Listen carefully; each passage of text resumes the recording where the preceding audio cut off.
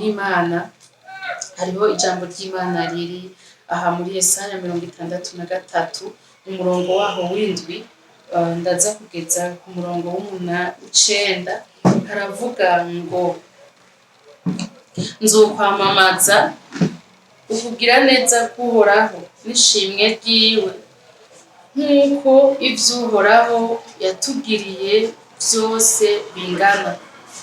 Mvuge ivyiza vyinshi yagiriye inzu ya Isirayeli nk'uko imbabazi ziwe ziri, kandi nk'uko ukugira neza kwiwe kwinshi kungana.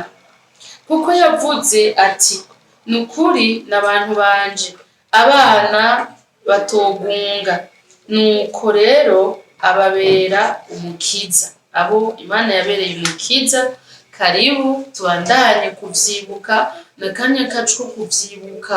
Uye kugarizwa n'ibibazo, uye kugarizwa n'ingene ibihe biriko biragenda, ngo wibagire ko hariho Imana ihambaye, Imana igira neza. Igihe Dawidi yari ku rugamba agira ahangane na Goliyati, ikintu camuremesheje cane kwari ukwibuka Imana yabanye nawe akiragiye intama. Maze hano harabandanya hakavuga ngo yababaranye nabo mu mibabaro yabo yose, kandi umumarayika yamahagaze mu nyonga ziwe yarabakiza. Urukundo rwiwe n'ikigongwe ciwe nivyo vyamuteye kubacungura, yarabaterura akabaheka iminsi yose ya kera. Imana ihabwe icubahiro cane. Rero dufise Imana sivyo yagiye irakora mu minsi ya kera, canke mu kwezi guheze, canke ukiri umwana, canke cagihe mahura n'ibikomeye mu buzima bwawe. Dufise Imana imeze gutyo. Ni gutyo rero dushaka kurushizaho kuvyibuka no gushima Imana. Ku giti ciwanje ndafise ivyo nza kuvuga, ariko ivyo nza kuvuga nanje ku giti canje muri uno munsi nsanzwe nshimira Imana rwose. Muri iri genekerezo hariho isabukuru mpimbaza, kandi umenga yo kwibagirwa, ariko n'isabukuru ntagomba kwibagira yuko Yesu yabaye umwizigirwa mu buzima bwanje. Rero Yesu yarabaye Imana ihambaye, aranyereka umenga vyo kumumenya n'ivyo narinzi, yuko Yesu ashobora kuvugana n'umuntu n'ivyo narinzi, ariko arafise ingene yabigenje, aramfasha yumva ijwi ryiwe, aramfasha ndamenya imigambi afitiye ubuzima bwanje, aramfasha iyo migambi arayikurikirana gushika arayishikanamwo, kandi ndamukengurukira kuko yabikoze mu buryo budaharirizwa, mu buryo butantera amakenga na makeyi, ahubwo mu buryo bumara amakenga. No kuja mw'ijuru ndabizi ko ari ivy'ukuri, ndazi ko Imana ari umwizigirwa, kandi yateguye kuzobana natwe mw'ijuru. Habaye iki rero mu buzima bwa misi yose, nanje nari umuntu umwe mu bandi. Igihe kimwe muri 2003 ndakira Yesu, ndakizwa biciye mu kwitahura ko mfise ivyaha kandi ko nkeneye imbabazi. Sinari ndabizi ubwa mbere, ariko naratahuye ko nkeneye imbabazi, ndaremerwa rwose, ndashaka guharirwa. Yesu aramparira, ariko nyuma y'ivyo ntangura kumenya ko afise umugambi ku muntu wese yaremye. Muri uko kumenya ko afise umugambi ku muntu wese yaremye, vyanteye kumusenga, ndavuga Yesu nyereka nanje umugambi mufitiye. Numva ndamwemerera ngo urazi ico ushaka cose gukuza ubuzima bwanje ugikora nk'uko wobigomba, kuko ubona vyoguhimbara, kuko umunezero Yesu udutera kwifuza natwe kumunezereza. Ingene Yesu agutera umunezero mu buzima bwawe, biragutera nawe icifuzo co kumunezereza.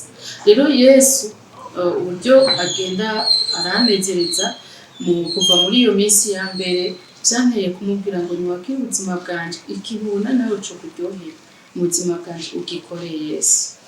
Rero igihe kimwe arankorera igitangaza, ambwira ibihambaye kuri jewe, kandi neza ko ari bikomeye no ku wundi uwo ari we wese, by'uko atakindi kintu yifuza ko nkora mu buzima bwanje atari ukumubera uburagira mu kukubiwe.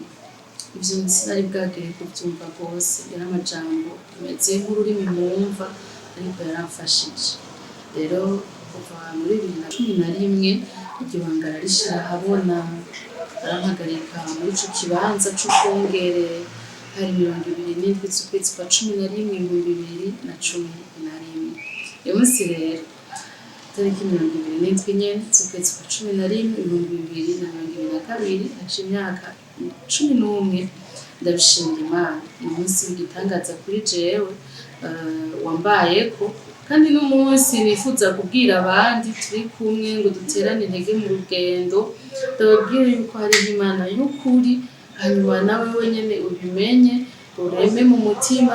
Hariho abandi benshi musanzwe mubizi muriko murakurikirana aya majambo, duterane intege kuko turakomezanya. Nifuza kandi kumushimira mu maso ya benshi nukumwamamaza abukuru. Hano havuze ngo nzokwamamaza ivyo yakoze nk'uko vyakoze, nk'uko kugira neza kwiwe kwinshi kungana. Rero turafashanya, wewe uramwamamaza nanje ndamwamamaza. Jewe ndiko ndavuga ivyo namubonanye, kandi bise vyinshi novuga bindi turetse ko ivyo ari vyo numva uyu munsi nyene nuwavyo, ariko nawe ushobora kuronka ikindi uvuga. Kimwe mu vyo nifuza ko duterwa kw'intege n'abantu nifuza ko duterana intege n'abantu biyumvira ivyo gukorera Imana. Gukorera Imana vyarahavuye biba nk'ibintu menga biradaditse, menga ntibifobotse, kubera harabaye mu mfita kuvangirwa bigakorwa mu buryo butaribwo, akaba ibintu vyo kubivanga n'utwifuzo tutari twiza, ukaba nkako turi mw'isi y'umwiza. Ivyo ntibikwiye kudutangaza.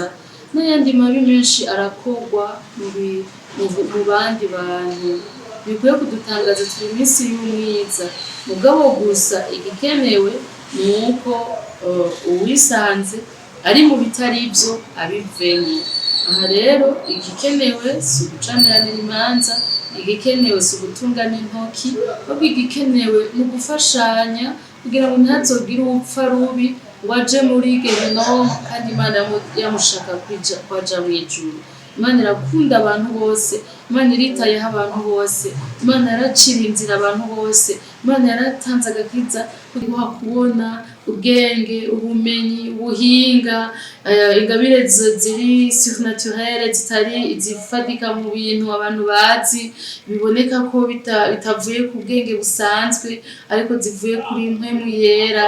Ivyo byose cyatumye Imana ibiduha kugira ngo tubikoreshe, hanyuma abari gupfa ntibapfe, abogiye kwa Satani ntibaze bajeyo, ahubwo babonane n'Imana, bemere Imana. Yesu n'umwizigirwa kandi yaranesheje ku musaraba, mugabo kandi birasaba ko tuvyizera, birasaba ko tubiha ikibanza, birasaba ko twemera kujana nawe. Nifuza gusoma rero amajambo yandi duteranamwo intege muri Matayo 11 umurongo wa 28 kugeza ku 30. Matayo 11 umurongo wa 21 n'umunani murantunga kugeza ku murongo wa 30. Abandika mubandanye kwandika amashimwe kandi n'imitwaro nayo turaza kuyandika, kuko Imana ikora ibitangaza, iracabikora kandi abantu benshi barafise ibintu bagoye. Biratahuritse ko wowe ufise umutwaro kandi ukemera ko hari ikintu ufise ukeneye kw'Imana. Imana irabizi ko tutashobora kubaho udutunganirwe tutayifise. Rero uyihamagaye uyisenga itangara, irabizi ko isanzwe ibizi ko uyikeneye, irazi ko tuyikeneye. Ego rero iri jambo tugiye gusangira riravuga aha muri Matayo ngo nimuze kuri jewe mwese abananiwe n'abaremerewe ndabaruhura, mwikoreze ingata yanje munyigireko, kuko ndi umugwaneza niyoroheje mu mutima, namwe muraronka uburuhukiro imitima yanyu, kuko ingata yanje itababaza n'umutwaro wanje uhahutse. Imana ishimwe cane. Ayo majambo n'ubutumire. Abandi bavuga ngo umuhamagaro. N'umuhamagaro wa Yesu. Yesu aravuga ngo nimuze ndabaruhure. Kandi abivuga kuko abizi ko hariho ibiruhisha. Mbega ibiruhisha rero ni biki? Akaruhuko yerekana niko gace katwereka ibiruhishanya ivyo ari vyo. Yesu avuga ngo mwikoreze ingata yanje munyigireko. Munkundire somira ijambo mu rurimi rw'igifaransa uyu murongo. Iyi mirongo dusomye haravuga ngo venez à moi, vous tous qui êtes fatigués et accablés, vous qui êtes déprimés, parce que vous ployez sous un fardeau trop lourd, et je vous donnerai du repos. Acceptez de vous laisser diriger par moi. Uyu n'umurongo wa 29 nimwumve havuga ngo mwikoreze ingata yanje munyigireko. Mu gifaransa acceptez de vous laisser diriger par moi et mettez-vous à mon école, car de tout mon cœur je suis doux et humble. Ainsi votre vie trouvera son épanouissement dans le repos. Oui, mon joug est utile et la charge que je vous impose est légère. Imana ishimwe. Yesu arahamagara abantu ngo baruhure, hanyuma agaca yerekana muri iyi nyishu y'ukuruhuka ibiruhisha abantu. Avuga ngo shira hasi imitwaro yawe, shira hasi ibikuremereye wewe wikoreye by'iwawe. Mugabo yerekana ngo hagarika ivyo vyawe nuko kwirongora, hagarika uko kwihitiramwo ivyo ugomba, undeke ndakurongore, undeke ndakwerekere, undeke ndagutumberereze ubuzima. Yesu niwe afise ibanga ry'ukubaho. Yaravyerekanishije ugupfa no kuzuka kwiwe igihe yapfa hanyuma akongera akazuka. Yarerekanye ko niwe afise ikintu citwa ibanga ry'ubuzima. Kandi mu vyesho Yohani haravyanditswe ngo il est le principe de la vie. Niwe afise ibijanye n'ukubaho, niwe abizi, niwe abitunganya, kandi mbere ngo byose vyaremwe nawe binaremerwa kuba ivyiwe. Yesu rero kuko ari afise ibanga ry'ubuzima aravuga ngo nimuze ndabaruhura. Ngo iryo banga ryo kuruhuka mushire hasi ivyo mwikoreye ari mwe muvyikorereye. Mugabo muce mwemera mwikorere ivyo jewe ndabaha. Ibi rero ni ikintu numva gikomeye nifuza ko dusangira ko namwe.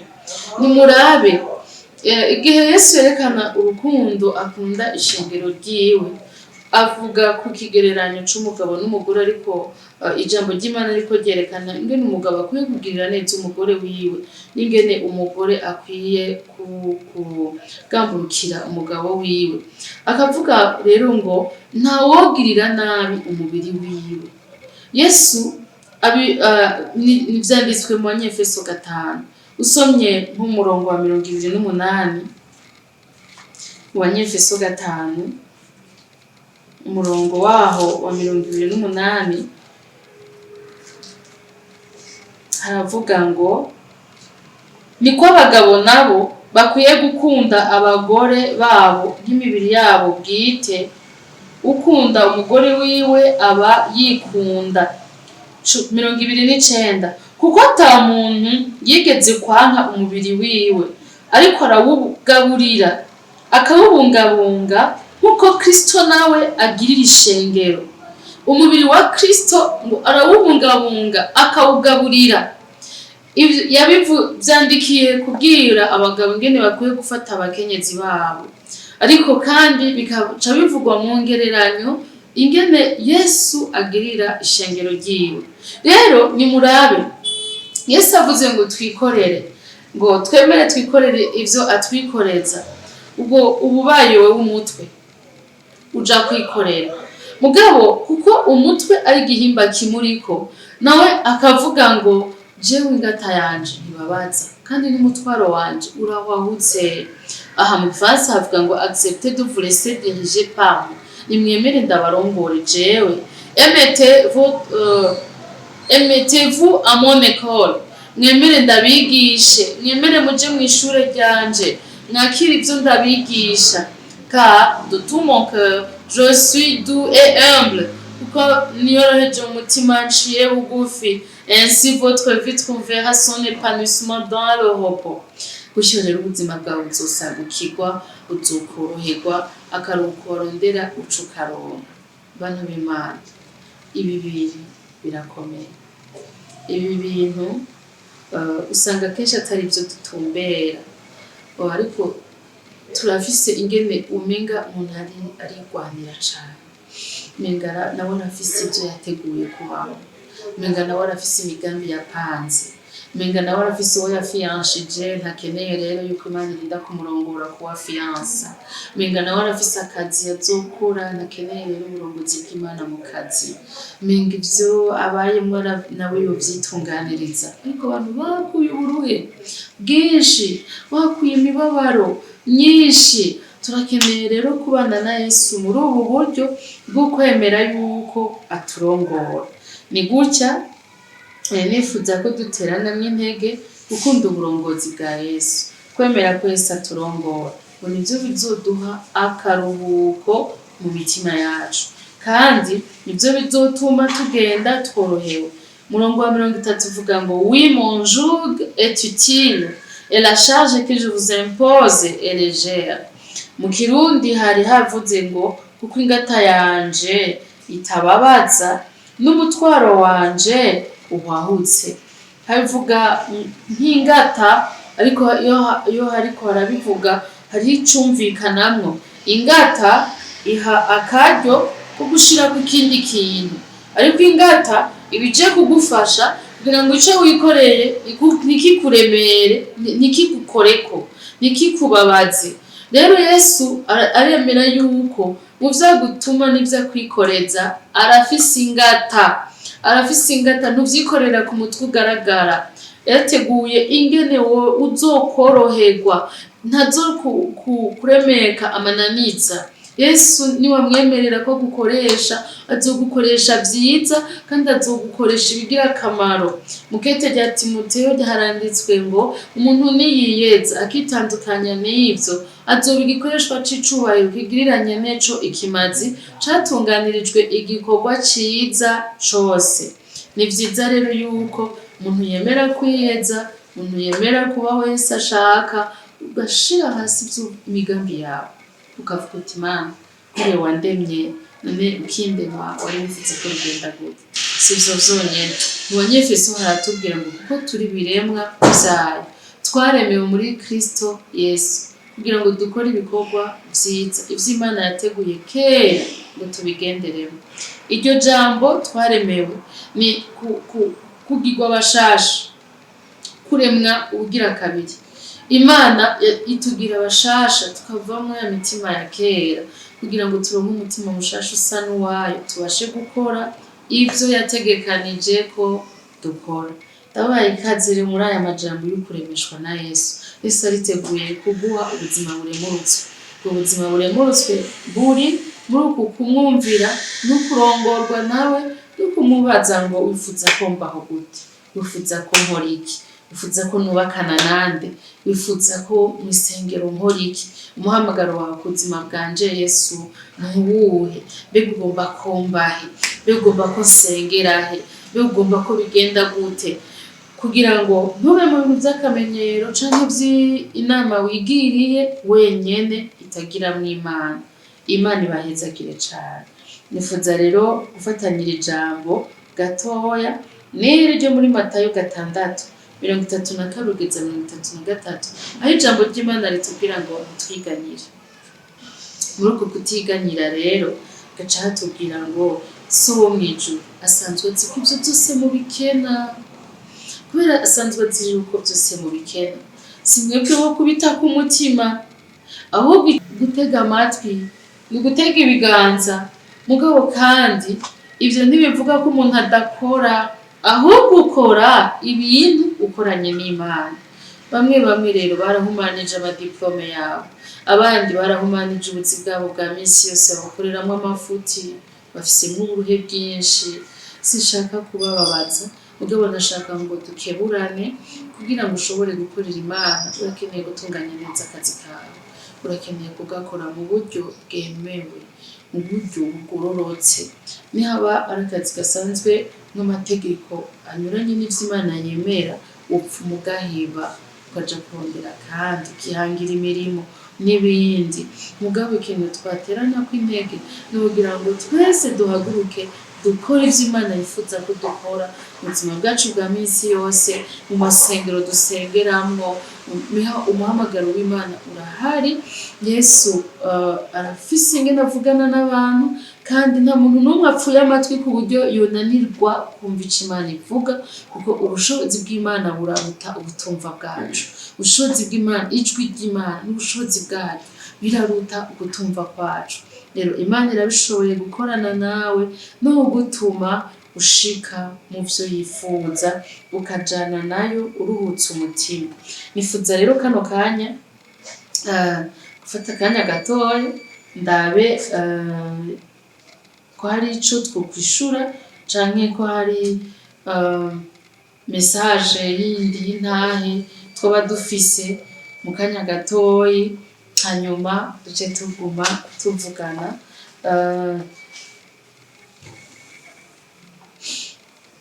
Hariho abariko baratwandikira bashima,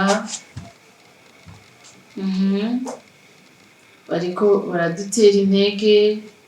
Nzimana Evariste, Rukundo, Faustin, Theophile, murakoze cane. Hanyuma kandi ntimutinye gushiramwo imitwaro n'ibindi mwiyumvira canke amashimwe, kuko arico catuzinduye. Ahanini abanditse bariko barashima.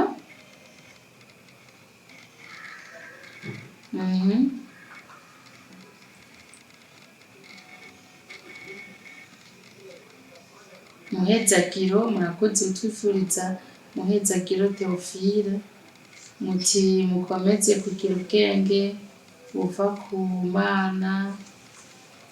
Ego barongozi beza, ndabivyifurije abarongozi bose. Murakoze cane. Ego tubandanije rero,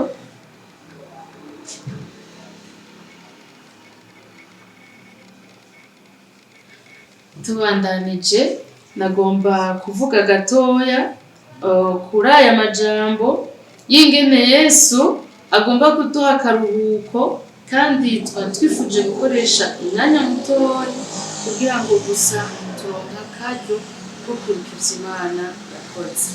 Rero aya majambo nayimejeje gusoma avuga ngo ntimuhagarike imitima, mwitwararike ubwami bw'Imana n'ukugororoka kwayo. Igihe ijambo ry'Imana ritubwira ngo ntiduhagarike imitima, ritubwira ngo ahubwo twitwararike ubwami bw'Imana n'ukugororoka kwayo, ibisigaye tuzobihabwa nk'inyongera. Nagira ngo duce dusengera bene uwo mutima. Imana ibahezagire cane. Nifuza gusenga, hanyuma Imana ndazi kwigira neza. Aho uri hose, aho uvyumviye hose, Yesu n'umutabazi wawe, aragukunda n'ububasha bwawe. Bitume mwami umuntu ariko arumva mu mutima wiwe umubwira ko hariho ingene agukeneye, ingene akeneye kumva ivyo uvuga, ingene akeneye kumva ivyo ukora, ingene akeneye gukoreshwa nawe. Mwami Yesu Kristo aronkeye muri kano karyo inkomezi zo gukora ivyo ugomba. Ndasenze kugira ngo ntihabe uguta umwanya no guhushagirika, kuko biraruhisha. Ndasengeye abantu bagerageje kenshi mu vyabo, imigambi yabo, ariko barushe, badandaje bahomba, bakoze ibikorwa vyanka, bagiye mu vy'ibikorwa vy'Imana bibabana nabi, bagiye barabona ingorane zitandukanye zo guhushagirika, ndasengeye gutumberezwa nawe, ndasengeye kukwizigira, ndasengeye kwiyeza, kuko wejejwe mwami aba igikoresho c'icubahiro kandi uzomubungabunga, ko ngo umugororotsi ntiyigera ahebwa. Rero ndasengeye kwezwa, ndasengeye kwanka icaha, ndasengeye gukunda ivyo ukora, ndasengeye kwitaho ivy'ubwami bwawe, ndasengeye kudatwagwa n'ingorane ziri mw'isi ngo umuntu yibagira ivyo kugororoka, mw'izina ryawe rya Yesu Kristo. Ijambo riravuga ngo mwitwararike ubwami bw'Imana no kugororoka, ibisigaye muzobihabwa nk'inyongera. Kandi mwizigirwa ngo abarusha n'abaremerewe urabaruhurira. Nuhabwe icubahiro ni ic'imyaka yose. Kandi asengeye umuntu avuga ati jewe Yesu ntawe nzi, jewe Yesu ntawe mfise, mugirire neza kano kanya kugira ngo umutima wiwe wemere kwizera. Mw'izina ryawe Yesu Kristo nsenze nizeye, amen. Nifuza gufasha umuntu avuga ati je sindakira Yesu ariko ndamushaka. Umuntu avuga ati ndakeneye imbabazi z'Imana. Nanje nakirijwe kw'Iradio, nta mayimaje nabona, nakirijwe kw'Iradio. Ndagenda kwizeze ko ubushobozi bw'Imana buragushikaho niwavyemera, ukumva uranyotewe kubabarirwa no kuva mu vyaha. Genda gufashe gusenga, wizere ko Yesu yakubambiwe, kandi ko Yesu mu kubambwa kwiwe yaratsinze icaha. Yesu mu kubambwa kwiwe yashatse gutuma bwa bushobozi bw'icaha bwahora butuganza bupfa. Nico gituma ngo yemeye kuba icaha kugira abambwe ku musaraba, aronke uko apfa, icaha kibambe. Muri icaha nta bubasha gifise kuwizeye neza Yesu Kristo. Shaka gufasha gusenga, kumbure warihebuye, kumbure uyita umunyavyaha ruhebwa, kumbure wari wiyita n'umugororotsi, ubwo umutima ukakurya bakubwira ati ariko ibintu ntibimeze neza. Uyu munsi rero akajwi kariko karakongorera, ukitahura ko ukeneye kwezwa, ndagira ngo dusengane nawe. Subiremo rino sengesho ubikunze, je bugufi aho uri dusenge.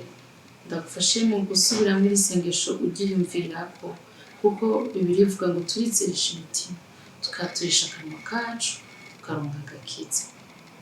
Urizera umutima ukaronka kugororoka, ukumva ko Imana ikugendeye. Mugabo ukatura n'akanwa kawe, Imana ikakira isengesho ryawe. Rero usenge uti: Mwami Yesu Kristo, ndizeye ko wambambiwe ku musaraba, ndizeye ko wazutse mu bapfuye, ndizeye ko wancunguye. Ndagusavye imbabazi ku vyaha vyanje vyose, ndagusavye umbabarire kandi unyoze. Kuva uyu munsi cari mu gishasha. Yesu ngirira imbabazi ku vyaha vyanje vyose, vyo mu vyiyumviro, mu myifato, mu bikorwa, mu buryo bwose, umbabarire.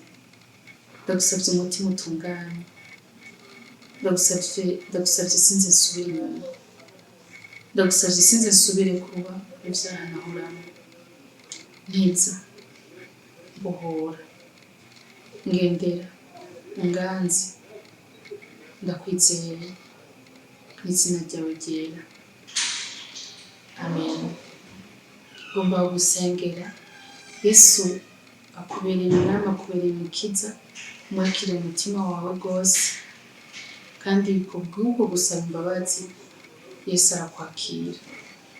Rero ngomba gusengera, subire wivugane mu mutima wawe, umurikire Yesu umutima wawe n'ubuzima bwawe, akubera Imana imwe yonyine yamye iriho kandi izokwamaho. Gusenga akubera umukiza nk'uko umwizera. Mwami Yesu, ndagushimiye umuntu yatuye amaraso yawe yera kuri we Mwami. Ndasenze kugira ngo kuva uyu munsi nyene ubuzima bwiwe Mwami buhindurwe n'imbabazi zawe n'urukundo rwawe.